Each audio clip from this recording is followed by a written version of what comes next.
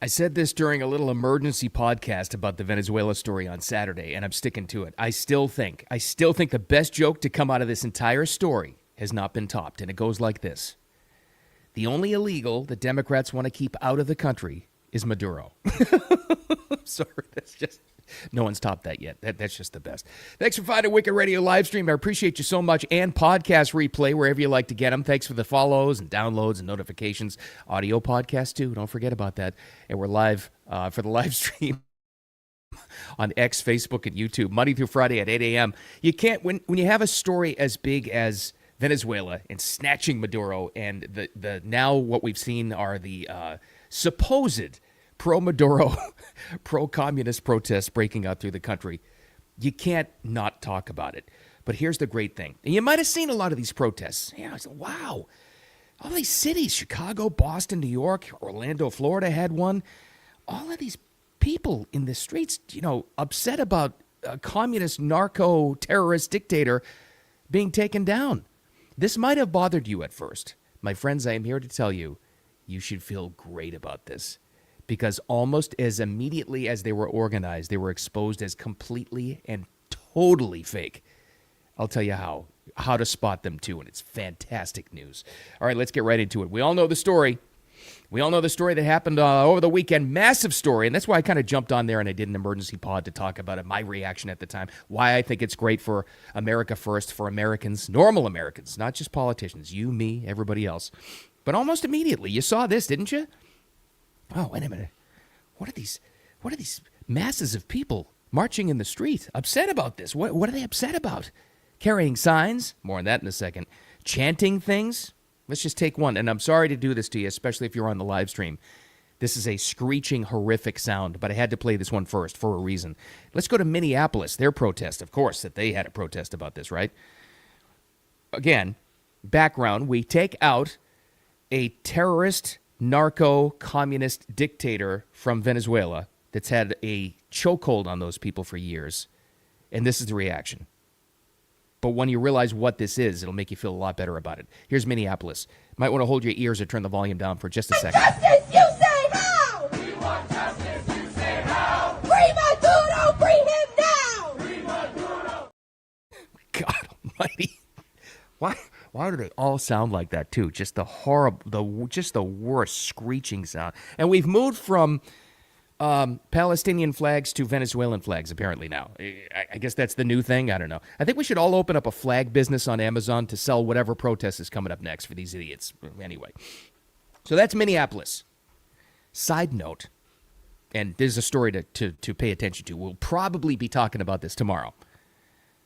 Minneapolis, none of those idiots that you heard from just there, especially her, none of them marched in the streets protesting the fraud that has been discovered in their state. Not one of them has. In fact, they've worked to support it. But the story out of Minneapolis is we very well may have an announcement from Tubby Tim Walz today that he's not seeking re-election in the governor's office over that story. Wow, how about that? All right, that's neither here nor there. Let's get to some of the other protests. Okay, let's go to, I think this one was Chicago. Here's another one. And this might have been one of the ones you saw in the news and you said, man, this is just crazy. How can all of these people so quickly come out and support a narco-communist terrorist that we took out? How can this be? There's a very simple explanation. Here's Chicago.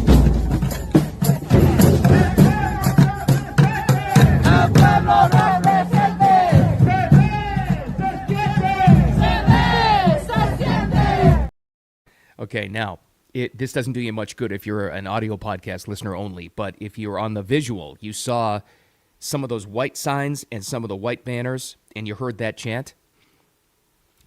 Here's the great news. This is how you spot a fake, inorganic protest. The same exact pre-printed signs that you saw right there in that clip in Chicago, New York, Portland, Orlando, and in Boston were seen in the exact same places. That's your first sign how you know this is inorganic, plus the speed at which all of this stuff was organized. These aren't supported. These are paid fake protesters to get out there and wreak havoc. The same exact people. And there are people who are, way smarter than me that know how to geolocate cell phones, and they track. They've done this a lot. They've tracked the same protesters at the same cities at different protests for the same issue. It's all fake. It's all garbage. It's all inorganic. This is why you shouldn't worry about it. I'll take it a step further. This is why you should feel great about it, that's all there is. And all of this stuff, the masks are coming off, and it's fantastic. 5 years ago, we would have been like, with the Black Lives Matter protests and the riots of the summer of 2020, we were like, oh, what is going on? We know now. There's a lot of outside foreign money, there's direct communist money from the CCP and other dark money organizations and the Soros Foundation and other bad actors all funding this crap. But here's the great news of why you should feel great. Now we know. Once you know about something, you can expose it for what it is, and it's all a bunch of crap. But here's the other great thing that came out of this. This is the best thing of all. This just warmed my heart. Honestly, guys, this is, honest to God, one of my favorite developments that we've seen in the news in the past, 10 years. So these fake protests that popped out, same signs, same chants. We know it's funded. We know it's inorganic. The real Venezuelans came out to confront these people in New York, and I think it happened in Chicago too. Definitely happened in Miami. They didn't try that in Miami. It was just great. So the people who actually love freedom, the actual real Venezuelans, came out, and there's a lot of video out there that you could see, and they said, "What the hell do you know about my country? And why are you waving my country's flag?" They came out to celebrate. In fact, here's a story out of Miami. Doral community in Miami has a lot of Venezuelans who are they're still partying.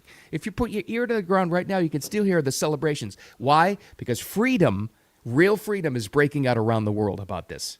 And they're not having the fake It's protest. been an around-the-clock celebration for so many Venezuelans who gathered by the hundreds outside this Venezuelan restaurant here in Doral, Florida, since yesterday, and they're back here again tonight.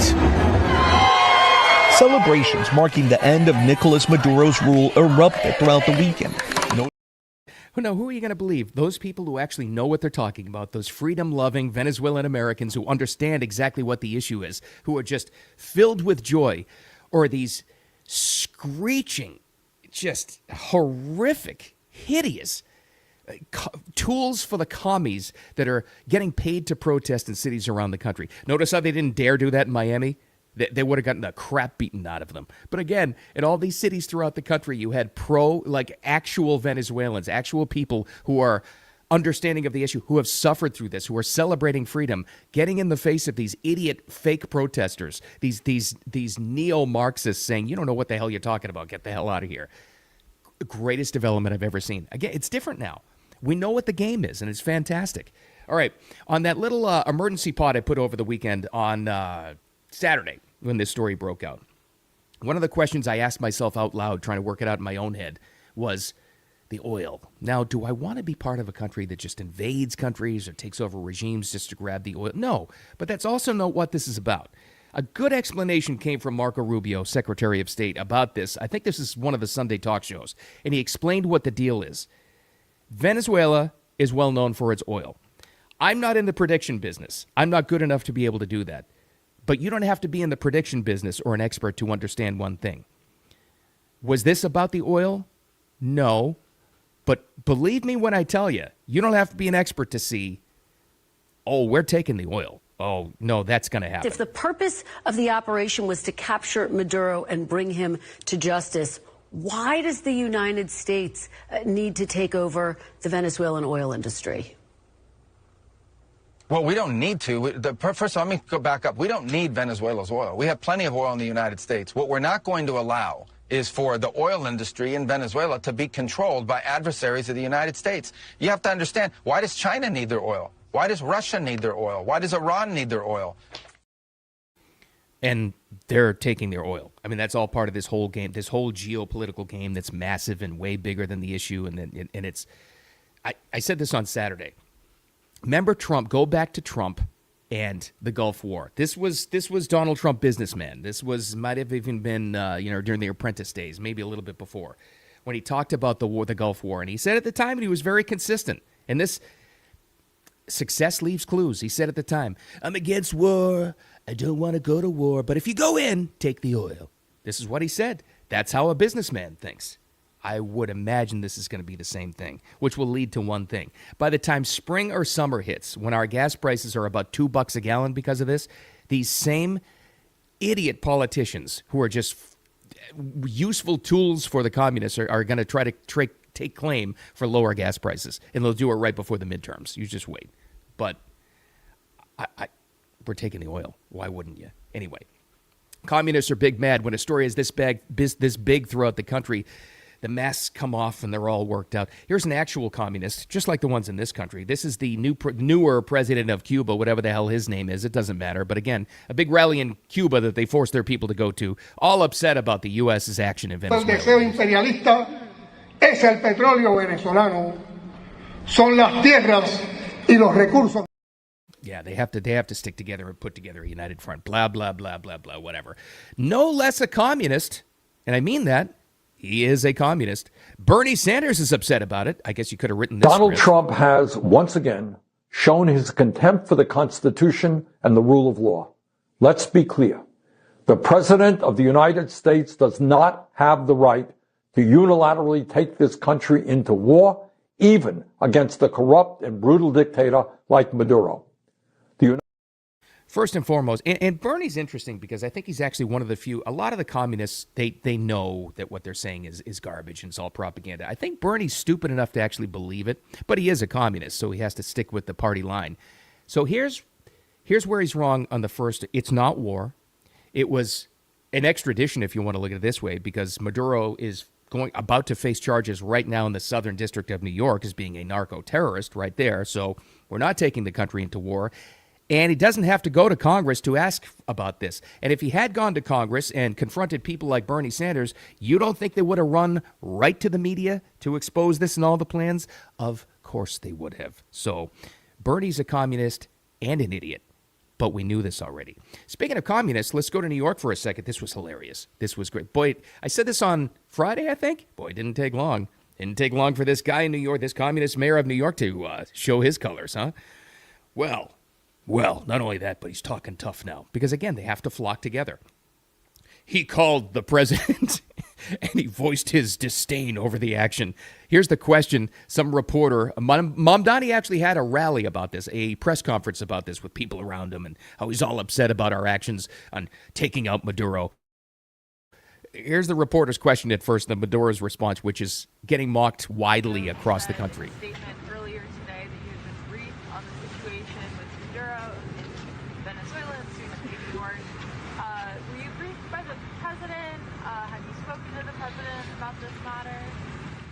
I was briefed by my first deputy mayor, my chief of staff, my chief counsel, the police commissioner, as well as other members of my team. I called the president and spoke with him directly to register my opposition to this act and to make clear that it was an opposition based on being opposed to a pursuit of regime change, to the violation. I talked to the president directly. Blah, blah, blah, blah, blah. Again, they always stick together. Now, speaking of New York, this again didn't take long. He's got a tenant director, like I guess a housing director. Sia Weaver is her name. Where do you hear this one? Now, remember during his swearing in ceremony, he said we're gonna, whatever the paraphrase was, downplaying rugged individualism and the warmth of collectivism. That's communism is exactly what they mean. Well, the housing director, I think it's director of tenancy, rents, whatever like that. Sia Weaver is her name. Again, this is why you should feel good about all of this. Even if you're not a New York resident, you don't have any interest whatsoever. The fact that they're so blatant and obvious and outward about this is actually a gift to the rest of us for America First. Here she is. Didn't take long. It's all about property rights and lack thereof. I think the reality is that for centuries we've really treated property as an individualized good and not a collective good, and we are going to transitioning to treating it as a collective good and towards a model of shared equity will require that we think about it differently, and it will mean that families, especially white families, but some POC families who are homeowners as well, are going to have a different relationship to property than the one that we currently have. Oh, I didn't even catch the part at the end. I only saw the beginning with the collectivism. A shared collective of property. And the up-talking makes it even all the better. I mean, she sounds like a 12-year-old. And the shared collective, we're going to take private property and take that away, and it belongs to all of us. And that's how it happens. But did you hear what she said at the end there? And especially white property owners and some POCs, people of color, but especially white property owners will be affected. I know it's horrifying. I get it. But once you get through that and you realize that they're outwardly saying this now, this wasn't the way it was. It wasn't like this 10 years ago, where you'd look at people like her, Mamdani, Bernie Sanders, and you're like, is that guy, is he, are they actual dying the wool communists? Are they, you were never quite sure. You kind of suspected it. Oh, you know now. I mean, they don't even hide it anymore. They're that brazen. They're that arrogant.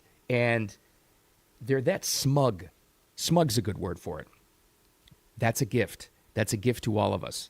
The rest of us who can see right through this nonsense. It's a gift to common sense because their masks came off in their arrogance. Now you can see exactly what they're up to. My God, if I was a landlord, property owner, that they've tried to demonize in New York City, the exodus is going to be unreal. Get ready, Texas. Get ready, Florida, Arizona.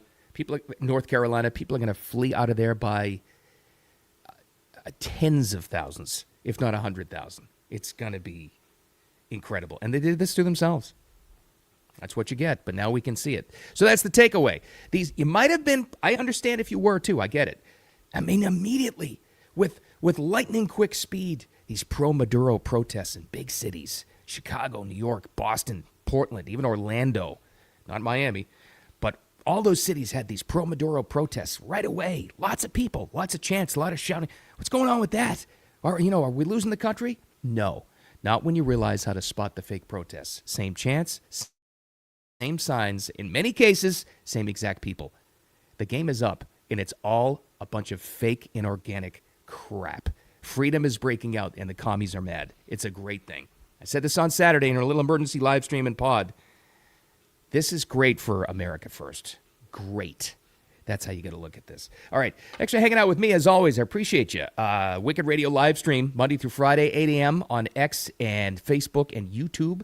And then it lives on as a replay on all those networks. And don't forget about the audio podcast, posted right after we get off. Wherever you like to get your podcast. Thanks for the subscriptions. It's only Monday. So much has happened. Again, little programming note. I think one of the topics we're talking about tomorrow is Tubby Tim Walz in Minnesota not running for a re-election. Supposedly. That's the rumor anyway. Well, let's see if that comes out to be true. The gig is up. It's amazing to see. Make it a wicked awesome Monday. And Happy New Year. Can we still say that? Talk to you tomorrow.